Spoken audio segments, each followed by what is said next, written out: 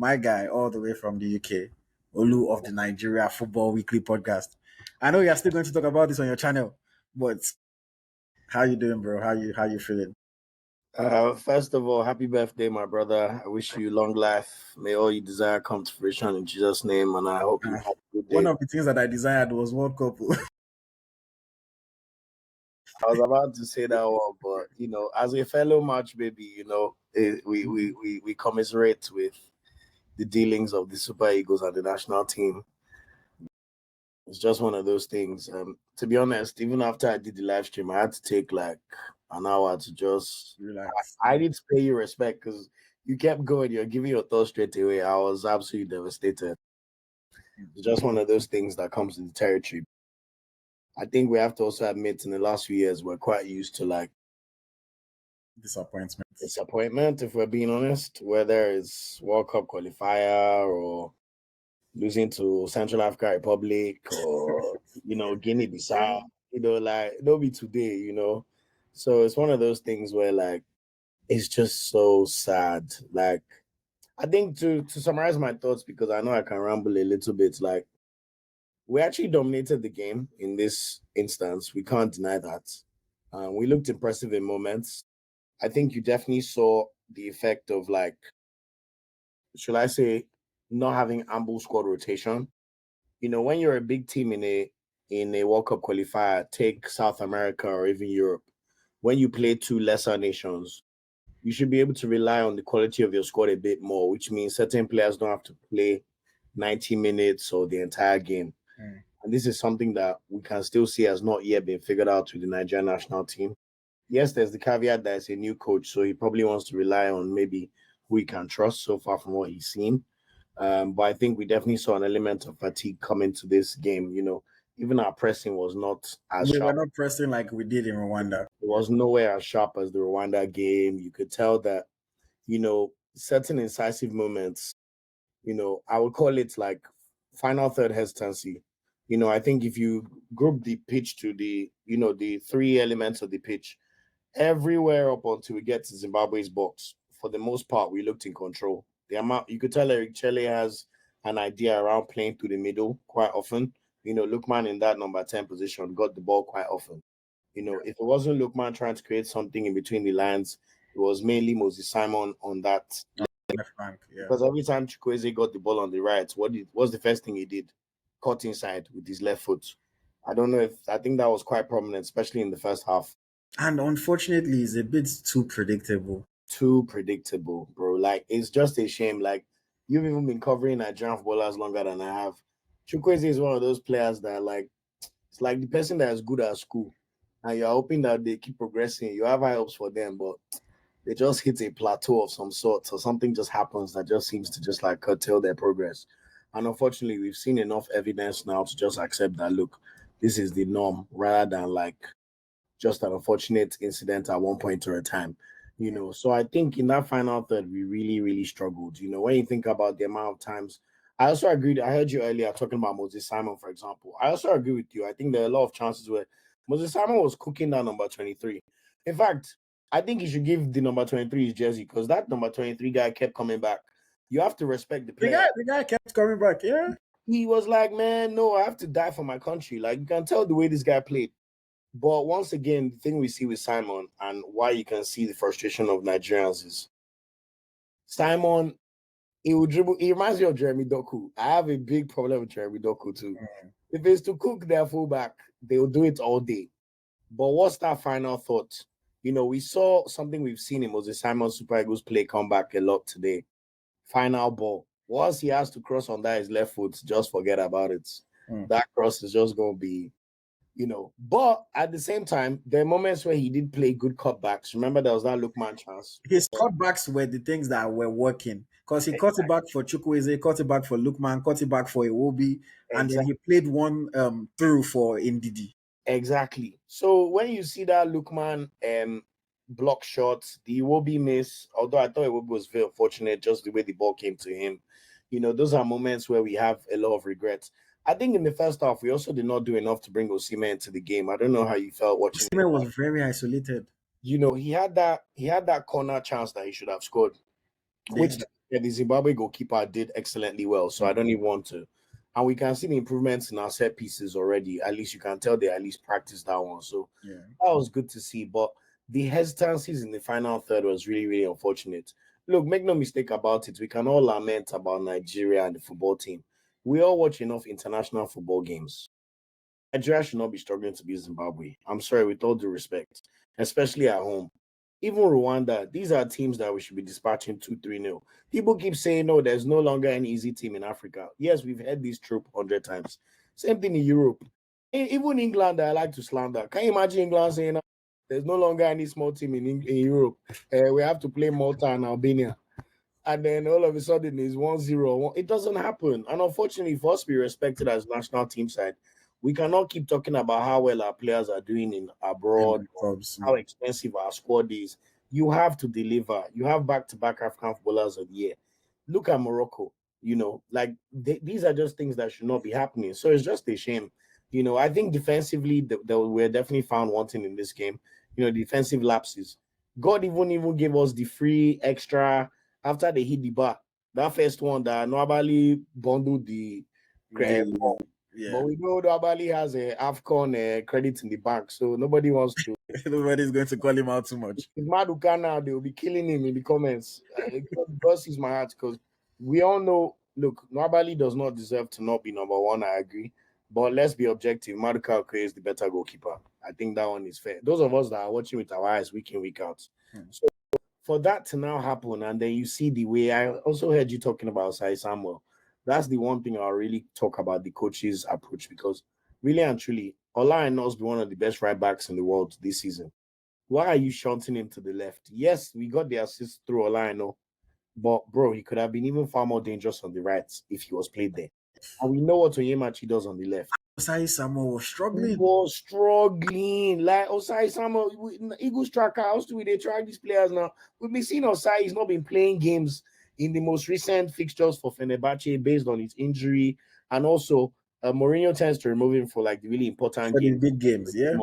So I understand the coach being like, if it ain't broke, don't change. But for him and Chino to get any minutes, even after the first half was done, we're already thinking, look, we need to be a bit more incisive here. He definitely doesn't want to create overloads with fullbacks because of this is 4-1-2-1-2 diamond. So he puts the emphasis on, okay, let's keep the defensive solidity and then try and use the wingers and utilize whatever they can do in terms of their width. But still, you can still see that once Osai, like you said, they kept going through that right side every time. And Nigeria's lapse in concentration, like it broke my heart because even with these are streaming watching, you always get the notification slightly early.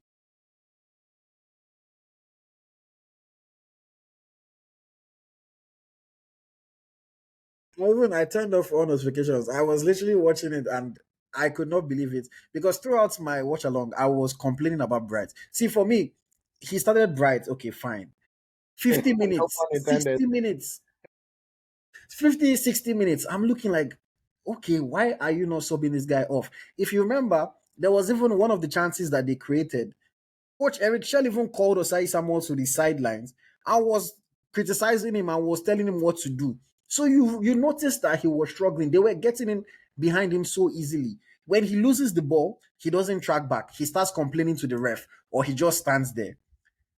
Didi had to cover for him a few times because indeed he was just covering those half spaces. So I'm like, did Bruno insult his daughter? Did Bruno do Brother, something in like what is I, it we that can he even cannot get the assume they minutes? were playing Bruno when he was at Boavista, but he's made the move to Olympiacos. He's been playing well for the Super Eagles. Like, give him a chance.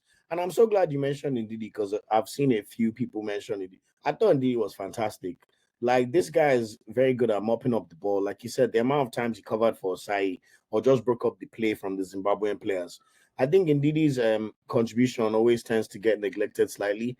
I don't know if it's because he's still remained in Leicester. So some people forget that this guy is still a senior man. And by the way, he deserves to play. It's not like Yana chose one that they'll be giving him credit in the bank for God knows how many years.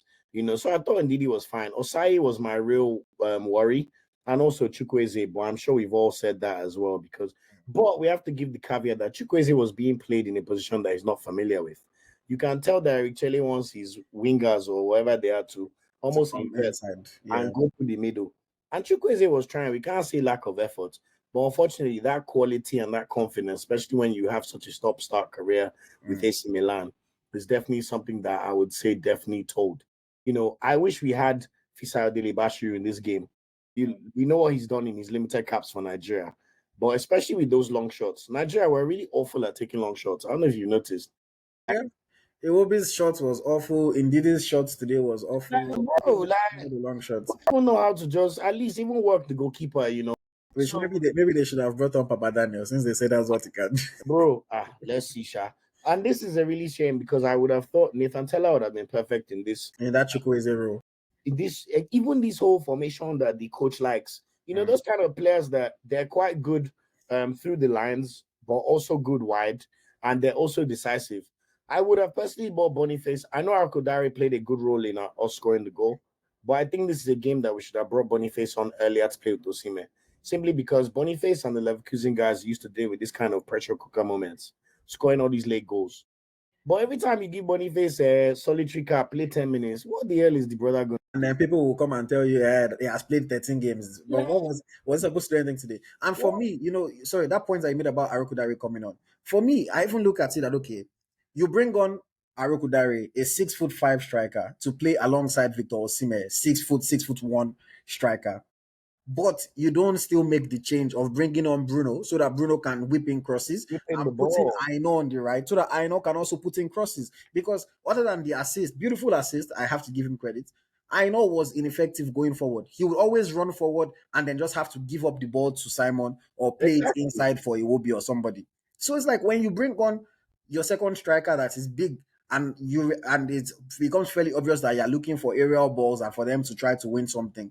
Why not bring in, those guys that can cross the ball in? Because Simon was the only one that was trying on that flank. I know was just there.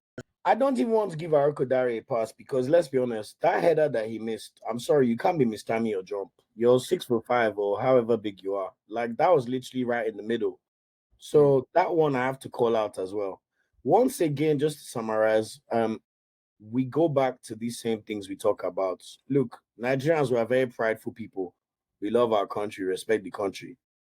But guys, Uyo being the best stadium in the country is a shame. I was watching the South Africa game. I saw the pitch they're playing on. I think it was Morocco. I don't know. Benin were the home team, so I'm not sure if they played in Ivory Coast or Morocco. But guys, you have to also admit that this pitch does not help our players, especially when you're the team that's on the front foot. The amount of times we saw misplaced passes or overcooked crosses, the ball kept bubbling up. People will say that it's African football, get with it. But if you want us to be respected like we respect the other countries, look, the reason why people talk about Morocco with a different kind of aura now, a lot of the things you and I always complain about with Nigeria, guess what? Morocco don't have those problems. Whether it's stadium, they have so many, they're even okay. Whether it's even the small administrative things of having names on the back of your jersey. Yeah. Morocco, there's no match they play now that is not there. Morocco's administration, time and time again, they're the ones that are bailing out FIFA and CAF. Whenever somebody needs to play match, they need to do Congress. Guess what they do? They go back to Morocco. You talk about facilities. I'm hearing that they are trying to build one facility in Abuja. Yet again, waste of time.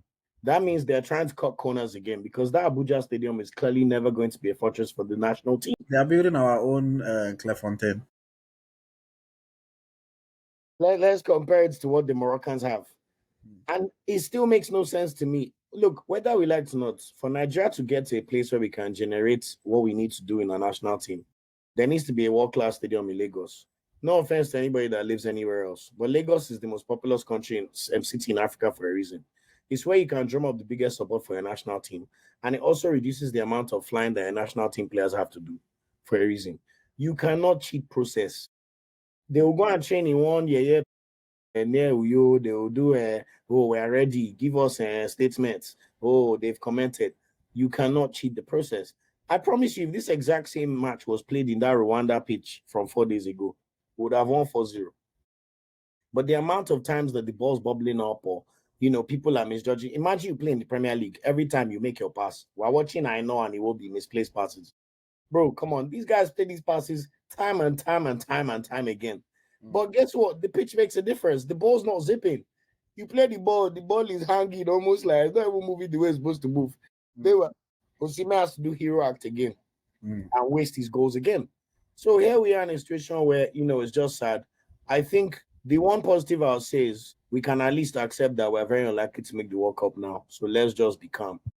As shameful as it is, because God knows it's only Nigeria that gives me joy in the World Cup. I'm a dual national, but I hate my other country's national team because they don't respect us. But guess what? They will go to the World Cup.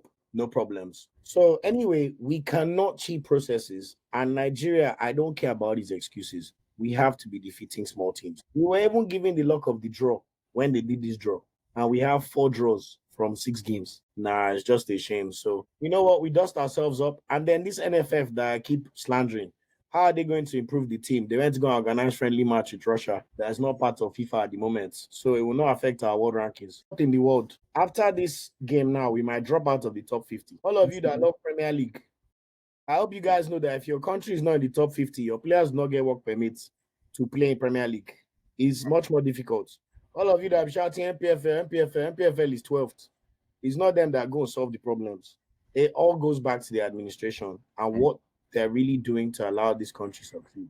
Because all this one going to you, moving up and down, managing one kind of pitch, it's not going to change things. So it's just a shame. You know what? It's part of life. We dust ourselves up. We see what happens with this June and phase that's coming.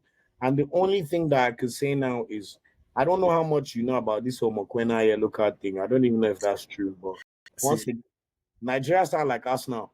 You are wishing for a favor, but you're not going to do your own part of the bargain.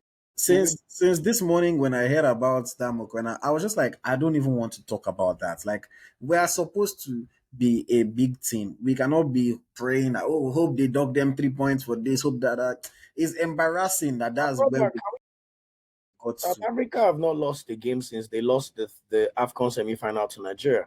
They've been unbeaten in 18 games. In fact, watching them today, you can see their style of play. Foster's back in the team, and you can tell that this is a team that is playing with cohesion. So make no mistake about it. Yes, they are rivals. Yes, they were abusers, but they deserve to be there right now compared to us. And Nigeria is now expecting to go to South Africa and win.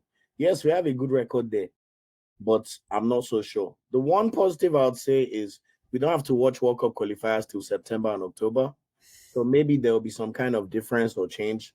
But let's be honest, the coach only has these players for one more international window in June. And it's go and play friendly match against Russia.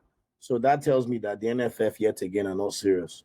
So you know what? We dust ourselves up, we see what happens, and then we go again. But thoroughly disappointed. And I can't even stress enough how sad it is. But it is what it is. Comments though, all these ones saying even my sons represent USA. Please stop this rubbish, man. I'm tired.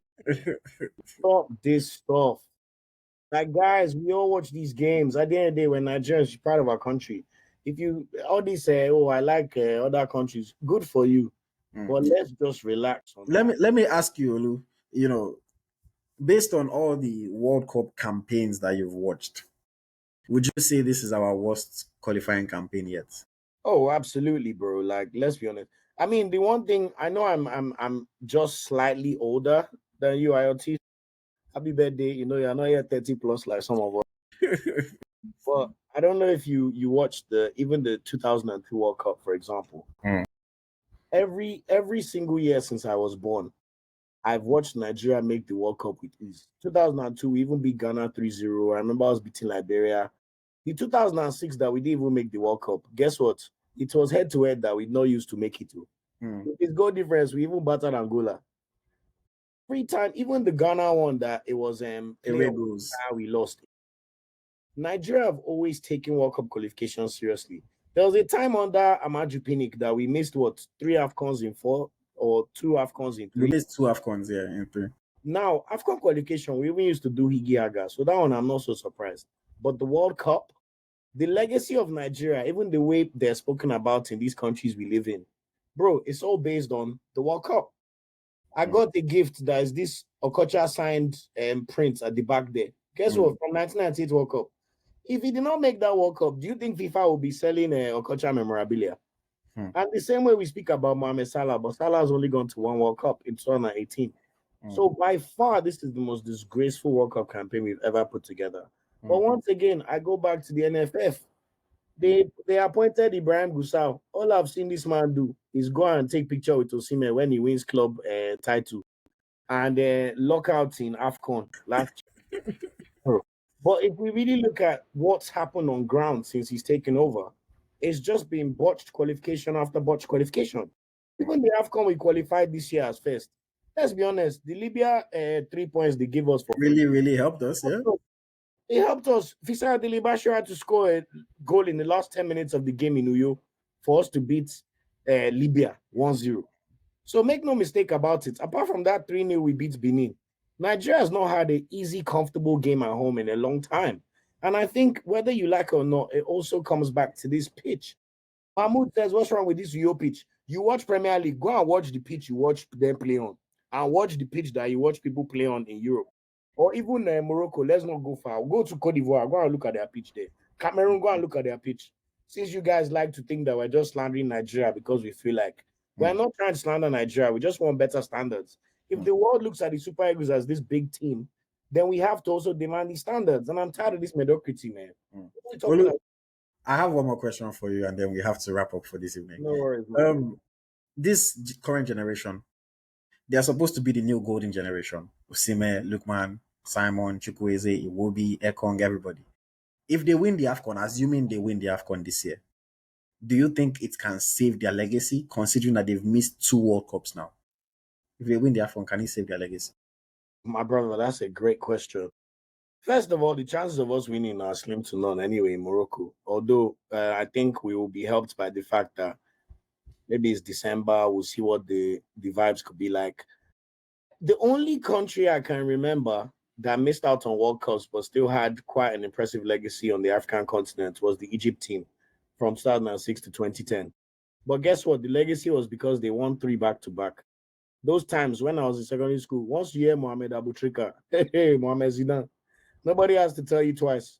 El Hadiri go, you just know they're gonna dumpy you. Yeah. That's the only country I've seen save their legacy. And even then, by not making the World Cup, Abu Treka is not as widely known in the world as he probably should have been in Africa.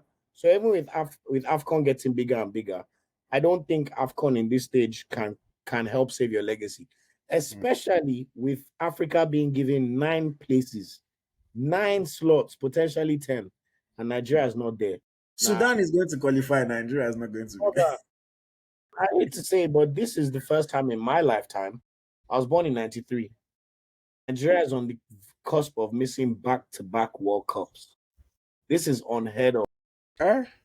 And I love the fact the one I keep saying one positive, but I'm telling you, sometimes you hope that when things go bad, it's a moment of reflection and inflection to do better. But do we really trust the NFF? Do we really trust the handlers in charge? Do we really think we have the best people in place who are doing the right things and looking at all facets of the game? Eguavon can afford to lose as many games as he wants. He has his job, yeah. But what has the technical director improved? At least under Amaju we even started to see the ones that will blame dual national players for coming. We saw that take coming in where we started seeing players coming through. The one thing that also gives me confidence is whether the people that hate dual nationals like it or not. There are a lot more Nigerians abroad now than ever. And if you look at the pool of talent of people that could play for us, it's bigger than ever. So if we have to just face and create some kind of 5-year plan towards the 2030 World Cup, so be it. But best believe that we cannot cheat good processes. It is stadiums, the right approach, even the TLC that's needed, the PR pushes around the players. You look in the Uyo Stadium today. How many green? Where did you see that looked like it was covered in green? Because guess what? What's the NFF strategy with Nike? So all these things that they make it seem like, oh, we're just being, oh, people that live abroad, they are talking too much. What do you know? Close your mouths. All of a sudden, you can't ignore them because it has to be put on ground. So they cannot save their legacy. I think my biggest saddest point is Victor Osimhen because we're looking at a Nigerian all-timer right here. And for him not to have made a World Cup, and then maybe he'll get another chance when he's 31 years old. Well, he could be like Salah and still be at his maybe we hope, a big shame, but what can we do? They're here now. They've put the results on the table.